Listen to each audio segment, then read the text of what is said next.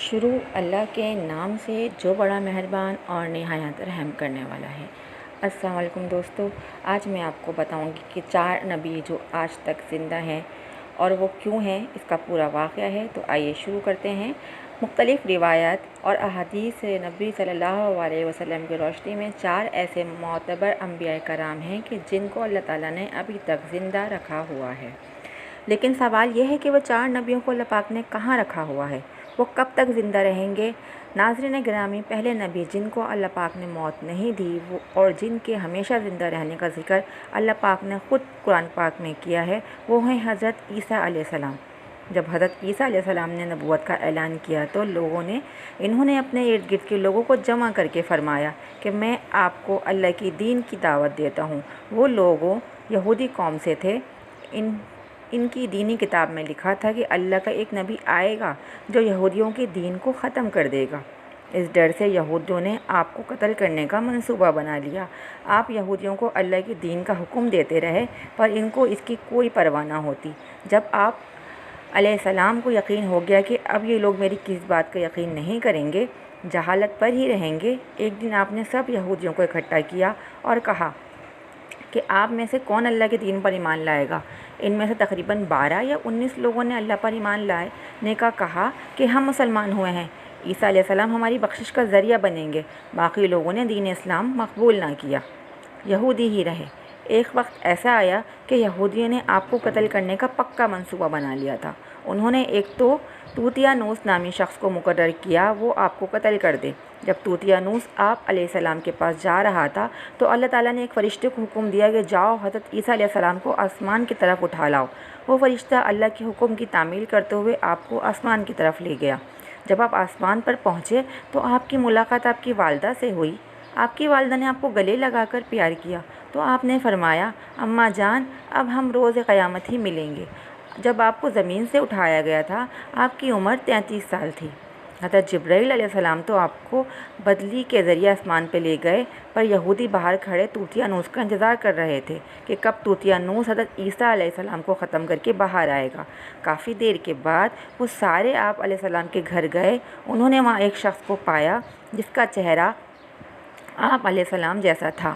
انہوں نے اس کو قتل کر دیا۔ قتل کرنے کے بعد انہوں نے دیکھا کہ یہ چہرہ تو عیسیٰ علیہ السلام جیسا ہی ہے پر یہ تو ہمارا بھیجا ہوا طوطیانوس ہے۔ وہ یہ ماجرا دیکھ کر 2 گروہوں میں تقسیم ہو گئے اور آپس میں ہی لڑنے لگ گئے۔ اس لڑائی میں بہت زیادہ یہودیوں کا قتل ہوا۔ اللہ پاک سورہ نساء کی آیت نمبر 157 تا 158 میں اس واقعے کو یوں فرماتا ہے، اور ان کے اس کہنے فخریہ دعویٰ کی وجہ سے بھی ہم نے اللہ کے رسول مریم کے بیٹے عیسیٰ مسیح کو قتل کر ڈالا ہے، حالانکہ انہوں نے نہ اس کو قتل کیا اور نہ انہیں سولی چڑھایا، مگر ہوا یہ کہ ان کے لیے کسی کو عیسیٰ علیہ السلام کا ہم شکل بنا دیا گیا۔ اور بے شک جو لوگ ان کے بارے میں اختلاف کر رہے ہیں وہ یقیناً اس قتل کے حوالے سے شک میں پڑے ہوئے ہیں۔ انہیں حقیقت حال کا کچھ بھی علم نہیں، مگر یہ گمان کہ پیروی کر رہے ہیں، اور بلکہ اللہ نے انہوں نے عیسیٰ علیہ السلام کو یقیناً قتل نہیں کیا، انہیں اپنی طرف آسمان پر اٹھا لیا، اور اللہ غالب حکمت والا ہے۔ حدیث نبوی ہے کہ حضرت عیسیٰ علیہ السلام قیامت سے پہلے زمین پر آئیں گے اور سنت نبوی صلی اللہ علیہ وسلم کے مطابق زندگی بسر کریں گے۔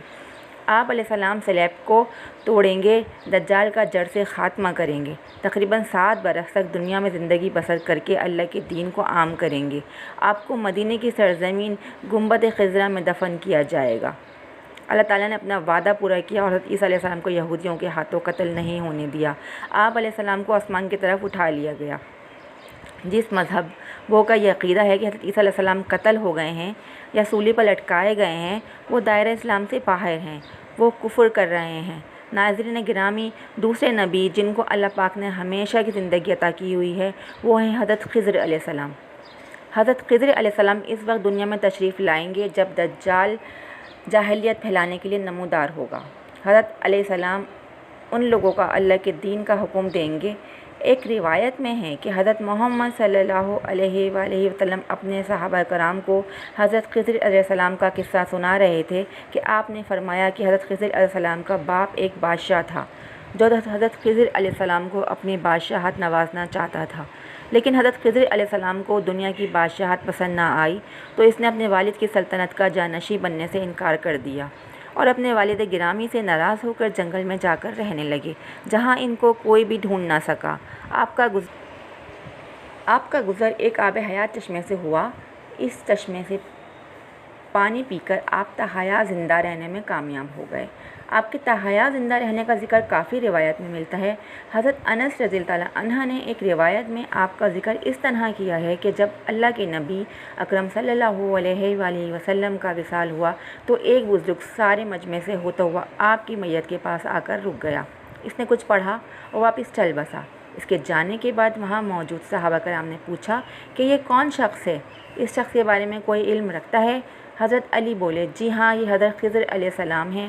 حضرت خضر علیہ السلام کے حکم سے مصیبت زدہ لوگوں کی رہنمائی کرتے آئے ہیں۔ آپ علیہ السلام لوگوں سے صلح کر کے ان کو اللہ کے حکم کے مطابق زندگی بسر کرنے کا حکم دیتے ہیں۔ ایک روایت میں ہے کہ حضرت خضر علیہ السلام سمندروں میں مصیبت زدہ کی مدد کرتے ہیں۔ حضرت خضر علیہ السلام بہت نیک اور خدا ترس انسان تھے۔ کچھ روایت میں ہے کہ جو بندہ حضرت خضر علیہ السلام کی کنیت ابو العباس بلیہ بن ملکان اور اس کے آباء و اجداد کا نام یاد رکھے گا تو اس کو مرتے وقت کلمہ نصیب ہوگا۔ سبحان اللہ۔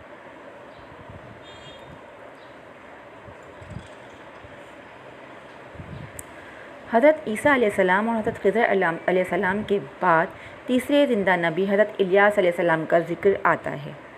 آپ کا ذکر قرآن پاک میں 2 جگہوں پر موجود ہے۔ تفسیر مرحائی میں مرکوز ہے کہ حضرت الیاس علیہ السلام کو ایک نورانی گھوڑے پر بٹھا کر آسمان کی طرف لے جایا گیا تھا۔ حضرت انس رضی اللہ عنہ سے مروی ہے کہ میرا اور حضرت محمد صلی اللہ علیہ وآلہ وسلم کا گزر ایک پہاڑی سے ہوا۔ وہاں سے گزرتے ہوئے ہمیں ایک آواز سنائی دی، اے اللہ، مجھے بھی حضرت محمد صلی اللہ علیہ وآلہ وسلم کا امتی بنا دے۔ یہ آواز سنتے ہی اللہ کے نبی نے فرمایا، اے انس رضی اللہ عنہ، اس آواز کا پتہ لگاؤ، یہ کون ہے؟ حضرت انس رضی اللہ عنہ فرماتے ہیں کہ میں جب اس پہاڑی کے اندر گیا تو کیا دیکھتا ہوں، ایک سفید پوش بزرگ اللہ کی عبادت میں مشغول تھا۔ جب اس نے مجھے دیکھا اور کہا کہ اے بندے، تو محمد صلی اللہ علیہ وسلم کا صحابی ہے؟ حضرت انس نے ہاں میں جواب دیا۔ اس بندے نے کہا، میرا سلام محمد کو پہنچا دو اور محمد صلی اللہ علیہ وآلہ وسلم سے عرض کرنا کہ حضرت الیاس آپ کو ملنا چاہتے ہیں۔ میں نے واپس آ کر حضرت الیاس کا پیغام آپ کو دیا تو آپ محمد صلی اللہ علیہ وسلم مجھے ساتھ لے کر وہاں چلے گئے۔ حضرت الیاس علیہ السلام کے پاس پہنچے تو میں پیچھے ہٹ گیا۔ حضرت محمد صلی اللہ علیہ وسلم اور حضرت الیاس کافی دیر تک آپس میں بات چیت کرتے رہے۔ اللہ کی طرف سے آسمان سے کھانا نازل ہوا تو حضرت محمد صلی اللہ علیہ وسلم نے مجھے بھی پاس بلا لیا۔ ہم تینوں نے مل کر کھانا کھایا۔ جب کھانا ختم ہوا تو میں نے دیکھا ایک سفید پرندہ آسمان سے نیچے کی طرف آ رہا ہے۔ وہ حضرت ادریس علیہ السلام کے پاس آیا تو حضرت الیاس علیہ السلام اس پر سوار ہو کر آسمان کی طرف چلے گئے۔ کچھ علماء نے لکھا ہے کہ حضرت خضر حضرت الیاس ہر رمضان شریف بیت المقدس میں تشریف لاتے ہیں اور روزہ رکھتے ہیں۔ حج کے موقع پر حج ادا کرتے ہوئے دکھائی دیتے ہیں۔ یہ دونوں نبی علیہ السلام بر اور بحر میں مصیبت زدہ لوگوں کی مدد کرتے ہیں۔ چوتھے نبی جو ابھی تک زندہ ہیں وہ حضرت ادریس علیہ السلام کے بارے میں زندہ ہونے کی روایت ملتی ہے۔ قرآن مجید میں سورہ مریم کی آیت 56 اور 57 میں آپ کا ذکر اس طرح ملتا ہے کہ وہ ایک نیک پرہیزگار انسان اور نبی تھے کہ اللہ تعالیٰ نے حضرت ادریس علیہ السلام کو جنت سے اٹھا لیا تھا۔ شب معراج کے موقع پر چوتھے آسمان پر حضرت محمد صلی اللہ علیہ وآلہ وسلم اور حضرت ادریس کی ملاقات ہوئی تھی۔ حضرت ادریس علیہ السلام کا چھٹے آسمان پر ہونے کا بھی ذکر ملتا ہے۔ حضرت ادریس علیہ السلام زمین کی سیر و سیاحت کے ساتھ ساتھ اللہ کے ذکر میں مشغول رہتے تھے۔